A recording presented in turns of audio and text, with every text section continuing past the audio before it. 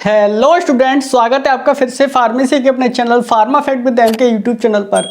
Student, जैसा कि हमने आपको फार्माकोथेरेपेटिक्स का मॉडल पेपर कल आपको प्रोवाइड कराया था, आज आपका एग्जाम था। उसी पेपर का आज हम डिस्कस करने वाले हैं, जो कि आज आपका पेपर हुआ है फार्माकोथेरेपेटिक्स का। प्रॉपर फुल डिटेल क्या करने वाले हैं, क्वेश्चन पेपर एनालिसिस करने वाले हैं। एमसीक्यूज के क्या क्वेश्चंस हो सकते हैं, राइट क्वेश्चंस क्या हैं, एमसीक्यूज के राइट आंसर्स क्या हैं, सब कुछ आज इसमें डिस्कस करने वाले हैं। तो चलिए स्टार्ट करते हैं। जैसा कि आप देख पा रहे हैं स्टूडेंट, फार्माकोथेरेपेटिक्स का ये पेपर है जो कि आज हुआ है। कोड आप देख सकते हो 2609 आज इसका कोड है। मैक्सिमम मार्क्स आपको 80 हैं और 3 घंटे का ये पेपर था। स्टूडेंट, डिप्लोमा सेकेंड ईयर का ये पेपर है, आपको पता होगा। पार्ट ए देख लेते हैं जो कि लॉन्ग क्वेश्चंस हैं। स्टूडेंट चलिए देखते हैं कौन कौन से क्वेश्चंस आपको आए थे और हमारे मॉडल पेपर से कौन कौन से क्वेश्चंस मैच हुए हैं। तो स्टूडेंट, जैसा कि हमने आपको कल प्रोवाइड कराया था मॉडल पेपर, उसमें से देखते हैं कौन कौन से क्वेश्चंस आपको यहाँ पे देखने को मिलते हैं। Define the pharmacotherapeutics, give the scope and objective of the pharmacotherapeutics. पहला ही क्वेश्चंस मैच हो गया हमारे मॉडल पेपर से। स्टूडेंट, हम जो मॉडल पेपर आपको प्रोवाइड करा रहे हैं स्टूडेंट, बहुत ज़्यादा इफेक्टिव है। जितने भी पेपर्स अब तक हुए हैं हमने सबका एनालिसिस किया है। ऑलमोस्ट क्वेश्चन सबके सब मैच हो रहे हैं। बहुत सारे बच्चों का अच्छा रिस्पांस भी आ रहा है। तो स्टूडेंट, वीडियोस को ज़्यादा से ज़्यादा और लोगों तक भी शेयर कीजिए ताकि बहुत सारे स्टूडेंट को भी इसका बेनिफिट हो सके। चलिए आगे बात करते हैं क्वेश्चन नंबर 2 के बारे में। What is the hypertension and to the etiopathogenesis and clinical manifestation pharmacological and management of the hypertension. कल ही हमने आपको मॉडल पेपर में बताया था, ये क्वेश्चंस भी कवर किया था हमने।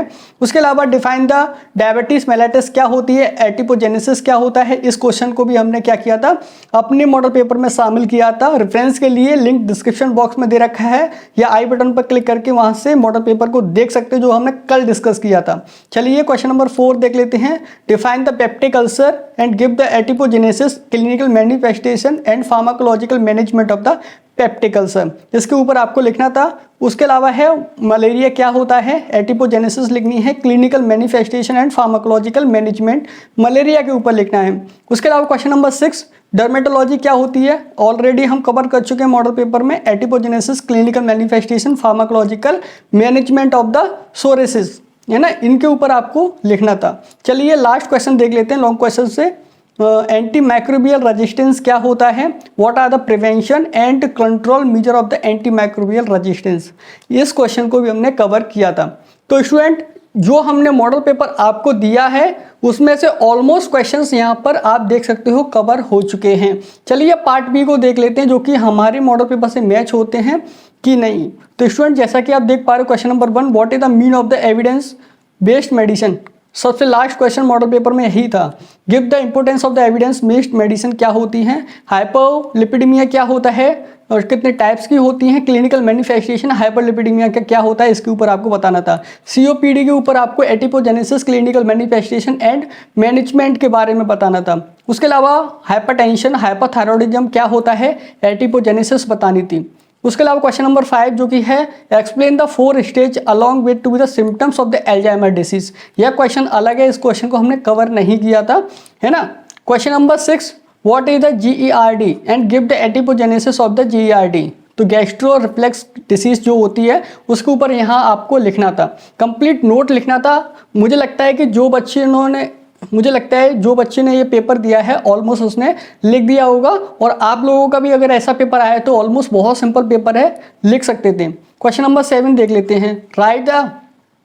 क्वेश्चन नंबर 7 देख लेते हैं। Write the about the clinical manifestation of the megaloblastic anaemia. Megaloblastic anaemia किसकी वजह से होता है ना, इसकी मैनिफेस्टेशन क्या है, क्लिनिकल मैनिफेस्टेशन क्या है, किस तरीके से प्रिवेंट कर सकते हैं। उसके अलावा क्वेश्चन नंबर 8 जो कि है कोविड-19 के ऊपर आपको लिखना था। Enlist the various approved vaccine for the कोविड-19 इन इंडिया। कोविड-19 की कौन कौन सी अप्रूव्ड वैकेंसी हैं इंडिया में, उनके ऊपर आपको लिखना था। Question number 9, write a note on to the pharmacological treatment और रूमेटॉइड अर्थराइटिस के बारे में आपको यहाँ पर शॉर्ट नोट लिखना था। स्टूडेंट, पेपर बहुत सिंपल है, बहुत ज़्यादा इंफॉर्मेटिव है। चलिए आगे वाली वीडियो में हम डिस्कस करने वाले हैं जो आज पेपर हुआ है सोशल फार्मेसी का। इस पेपर को भी हमने आपको कल प्रोवाइड करा दिया था मॉडल पेपर। जो लोग हमारे चैनल पर न्यू आए तो डेफिनेटली चैनल को अब सब्सक्राइब कर लीजिए, क्योंकि हम आपको informative most useful content provide करा रहे हैं आंसर्स के साथ, हिंदी इंग्लिश में मॉडल पेपर्स सब कुछ आपको हमारे चैनल पर मिल जाएगा। चलिए अब बात करते हैं क्वेश्चन नंबर 10 के बारे में। डिफाइन द सोरोसिस क्या होता है, clinical manifestation of the psoriasis के बारे में आपको यहाँ पे लिखना था। Write the short note on the dysmenorrhoea, है ना, क्या होता है आपके ऊपर, इसके ऊपर एक शॉर्ट नोट लिखना था। चलिए अब बात करते हैं पार्ट्स जी के बारे में। 20 नंबर का यह पोर्शन है, इसमें से बहुत इंपॉर्टेंट है। अगर आपको पास होना है तो एटलीस्ट इसमें सही क्वेश्चंस करके आए हो तो इजीली पास हो जाओगे बहुत कम समय में। जैसा कि आप देख पा रहे हैं student, the angina which is provoked by the physical excretion and emotional stress is, यहाँ पर इसका राइट आंसर क्या है, स्टेबल एंजाइना। इसका राइट आंसर क्या है, stable angina. Question number 2, cardiovascular disease is general term use for the condition of the affecting the, किस किस को अफेक्ट करती है। जब कार्डियोवैस्कुलर डिसीज के बारे में बात करते हैं तो वो सबसे ज़्यादा किसको अफेक्ट करती है स्टूडेंट, वो हमारी अफेक्ट करती है हार्ट को भी अफेक्ट करती है और ब्लड वेसल्स को भी अफेक्ट करती है। तो दोनों का राइट आंसर क्या है, heart and blood vessels. Question number 3 जो कि है mast cell stabiliser used in asthma. Asthma में मास सेल स्टेबलाइजर जो कि हम यूज़ करते हैं उसका नाम बताना है, क्या नाम है उसका। राइट आंसर क्या है, सोडियम क्रोमोग्लाइकेट, है ना, सोडियम क्रोमोग्लाइकेट, ये इसका राइट आंसर है। Question number 4, weight loss and rapid heart rate and heart sensitive likely symptoms of. Student आपको बताना है किस हार्मोन्स की कमी और ज़्यादा से इस तरीके के सिम्टम्स आते हैं। तो आपके सामने दो हार्मोन्स है, हाइपरथायरॉयडिज्म और हाइपोथायरॉयडिज्म। तो राइट आंसर क्या है, हाइपरथायरॉयडिज्म की कंडीशन की वजह से आपको यह सिम्टम्स देखने को मिलते हैं, जैसे कि वेट लॉस जल्दी होता है, हार्ट रेट बढ़ जाती है और हार्ट सेंसिटिव होने लग जाता है। उसके अलावा question number 5, tremors and rigidity and weakness of the symptoms of, ये सिम्टम्स किसके हैं स्टूडेंट, ये हमारे हैं पार्किंसन डिसीज के। राइट आंसर क्या है, Parkinson disease. Question number 6, warfarin belong to be the class of. Warfarin किस क्लास की ड्रग है आपको बताना है, एंटीकोगुलेंट क्लास की ड्रग है। राइट आंसर क्या है, C. Question number 7, the adult dose of the omeprazole in helicobacter pylori eradication therapy is, है ना, ट्वाइस इन अ डे, दिन में 2 बार दी जाती है ओमिप्राजोल हेलिकोबैक्टर ट्रीट करने के लिए। उसकी राइट डोज क्या है आपको बतानी है, इसकी राइट डोज क्या है, 20 mg। उसके अलावा है क्वेश्चन नंबर 8 जो कि है हाइटल hernia is a risk factor associate with. जो हाइटल हर्निया होता है उसका रिस्क फैक्टर किससे सबसे ज़्यादा होता है स्टूडेंट, इसका राइट आंसर क्या है, GERD, है ना। उसके अलावा क्वेश्चन नंबर 9 जो कि है life span of the RBC. जो आरबीसी की लाइफ साइकिल होता है वो कितने दिन का होता है आपको बताना है स्टूडेंट, 128 डेज का होता है। सिप्लिक्स इज कॉज बाई, सिप्लिक्स किसके द्वारा होती है, किस बैक्टीरिया के द्वारा होती है स्टूडेंट, इसका राइट आंसर क्या है, ट्रोपोनिमा प्लेटिडियम।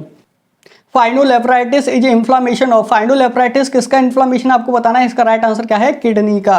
क्वेश्चन नंबर 12 जो देख लेते हैं जो कि osteoarthritis is also known as, osteoarthritis को हम क्या बोलते हैं, डिग्रेडेटिव जॉइंट डिसीज भी बोलते हैं, डिग्रेडेटिव आर्थराइटिस भी हम बोलते हैं। तो इसका राइट आंसर क्या है हमारा, बोथ A एंड C।